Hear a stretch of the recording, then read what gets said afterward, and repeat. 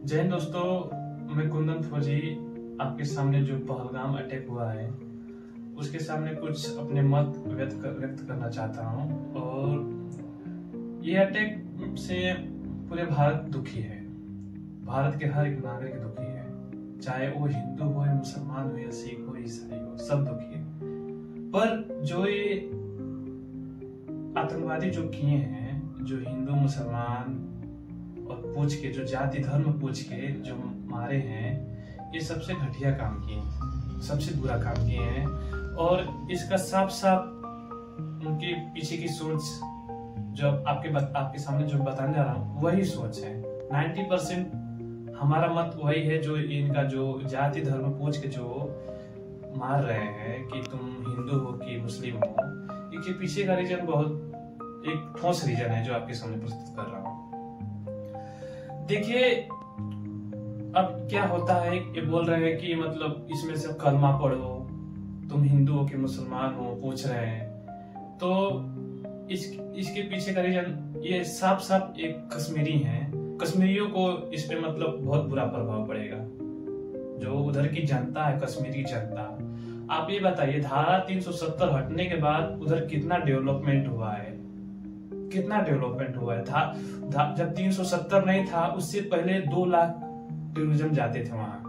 अभी 370 के बाद वहां 3 करोड़ लगभग टूरिज्म जा रहे हैं। कितना डेवलप हुआ है, कितना विकास हुआ है, इकोनॉमी कितना बढ़ा है उधर के लोगों को कितना भारत सरकार पे कितना भरोसा हुआ है कि हाँ हम भारत के नागरिक हैं, हम भारत के वो हैं, भारत भी हमको देख रही है। कितने टूरिज्म की वजह से वहां के जो उधर तो मुसलमान ज्यादा है कश्मीर क्षेत्र में, तो भी वो एक मतलब उनके अंदर वो हो गया है कि हाँ भारतीय हैं।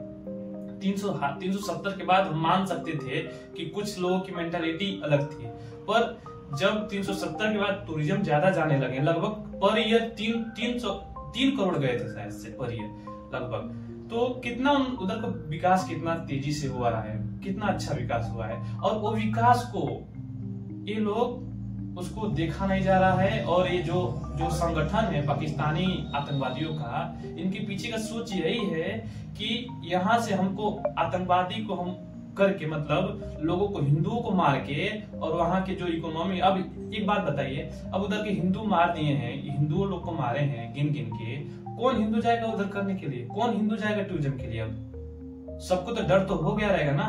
पहले कितना मतलब अच्छे से जाते थे टूरिज्म, अपना फैमिली, अपना जो मेंटेलिटी थी उसको उधर अपना सुकून के लिए जाते थे। पर अब अभी क्या करती हैं, इससे अब कौन जाएगा उधर। सरकार का ये मन था कि कश्मीर भी हमारा हिस्सा है और हम उसको डेवलप करेंगे, पर ये डेवलप होने दे रहे हैं। आप ही बताइए कश्मीरी भाइयों बहनों, अब बताइए आपको अब ना, मैं गारंटी के साथ देता हूँ 2 महीने में आपको दिख जाएगा आपका हालत। और ये सब यही चाह रहे हैं कि ये भूखमरे कश्मीर के लोग भूखे से मरे और बर्बाद हो, यही चाह रहे हैं। और जब भूखमरी आएगा तब आप लोग सरकार को गाली दोगे, सरकार को बोलोगे कि सरकार हमको सपोर्ट नहीं कर रहा है। और जब वहां से जब कमजोरी आएगी, आर्थिक स्थिति से आप मजबूर हो जाओगे, तो ISIS जो ऐसे संगठन है आतंकवादी, ये लोग आपको मदद करेंगे और आपको भड़काएंगे, जो पहले करते थे। आप भड़काएंगे कि देखिए आपको सरकार क्या कर रही है, सरकार कुछ नहीं मदद कर रही है। सरकार तो आपको मालूम चल गया होगा कि 2-3 साल में कितना मदद किया आपकी, और कितना आपका इकोनॉमी और कितना फाइनेंशियल कंडीशन कितना अच्छा हुआ, वो तो आपको अभी दिख गया होगा। पर आप बोल रहे हैं जो अब कर रहा है, इसका आपको सबसे ज्यादा आवाज कश्मीरियों को उठाना चाहिए, इसके विरोध करना चाहिए, और ये आपको बर्बाद कर देगा।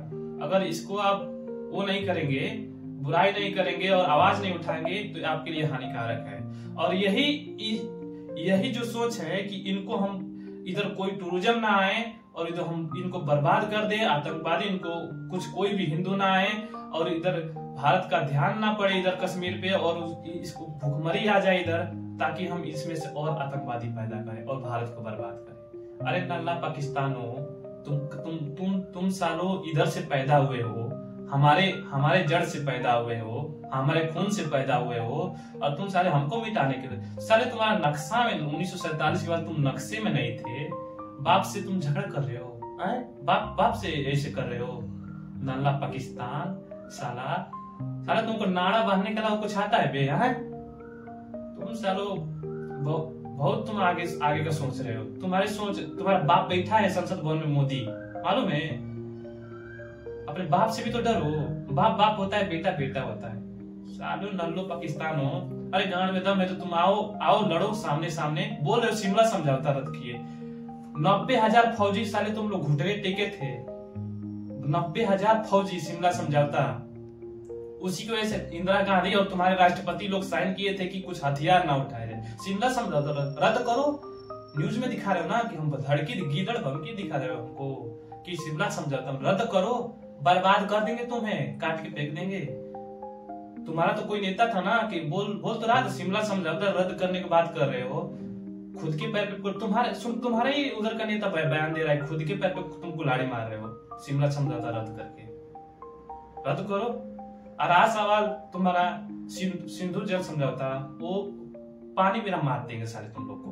और तुमको लग रहा है कि मतलब भारत चुप बैठा है।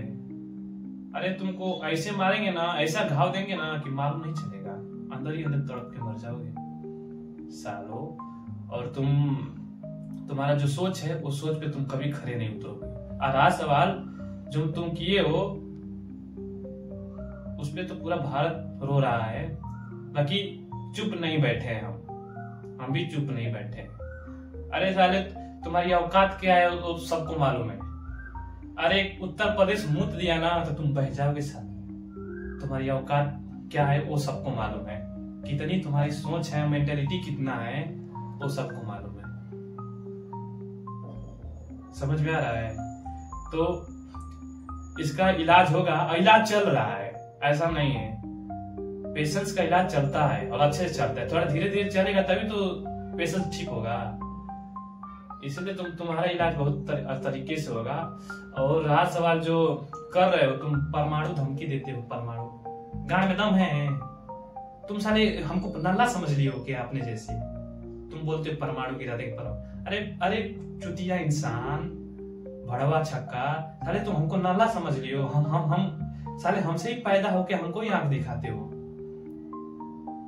अरे तुम्हारा वो चीफ आर्मी वाला है चुतिया इंसान, वो क्या था तुमको मालूम है?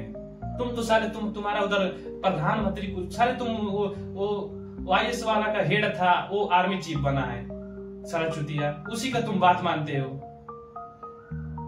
उसी पे चल रहे हो ना। तुम्हारा सरकार नहीं चलाता, वो चुतिया चला रहा है। बगदाद का वो हेड है ना, वो क्या बोलते हो आर्मी चीफ है, वही चला रहा है तुमको, वही घुमा रहा है तुमको। अब वही तुम्हारी सब एक कर रहा है। अब बोलने सोशल मीडिया है, कुछ बोल नहीं सकता, नहीं इतना बोलूंगा कि सारे तुम क्या बोले। और तुम्हारी औकात सबको मालूम है, पूरे देश दुनिया को मालूम है। समझ में आ रहा है? और जो किए हो वो घटिया काम किए हो। और देखे कैसे मारे हैं, वैसे मार मार के बर्बाद कर देंगे तुमको। और तुम्हारी सोच है कि हम कश्मीर के भाई बहनों को हम मदद करेंगे उधर इंडिया में।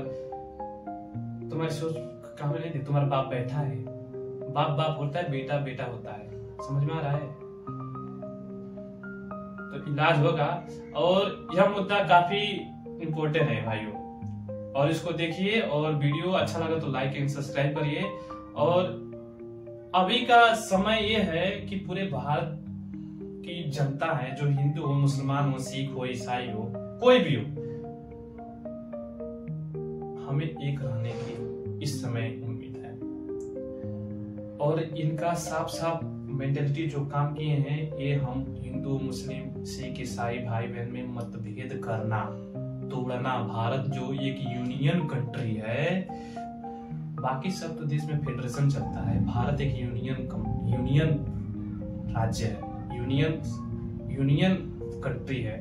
और इसको तोड़ने के चक्कर में है कि धर्म के आधार पे हम तोड़ते हैं। तो हमारे जो भाइयों बहन है, मैं नल्ला पाकिस्तान हिजड़ो, तुमको हम बता देते हैं कि ये भारत में जो धर्म के लोग रहते हैं वो भारतीय होते हैं। समझ में आ रहा है? तुम जैसे हिजड़ा नहीं होते, छक्का नहीं होते हैं। तो हमको तोड़ने की कोशिश मत करना कभी भी।